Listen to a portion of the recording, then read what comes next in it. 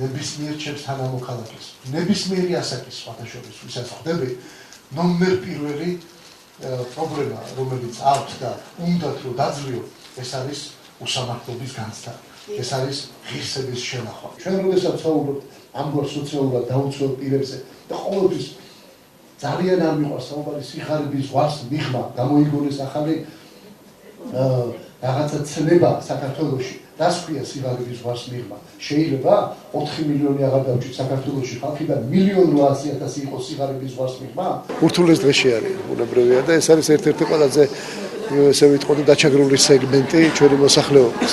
ვისაც ყველაზე ძალიან ჭირდება გვერდში დგომა, მას ყველაზე ძალიან უჭირს. ხელმიუწვდომელია ჯანდაცვა, სოციალური სფერო, წამლები იმდენად ძვირია თქვენ ხომ იცით რომ განსაკუთრებით მოხუცებულებს და ხანში შესულებს სწორედ ეს საჭიროება პირველ ყოვლისა. და მათ ურთულეს დღეში არიან ესეთი და ხელმიუწვდომელია პრაქტიკულად ძალიან მარტივი, ძალიან ელემენტარული პირობების დაკმაყოფილება, აღარაფერს არ აღვობ იმაზე, ესე რომ გადიან აქედან ამ შენობიდან სახლში მისატანი პურის ფულიც აღარ აქვს.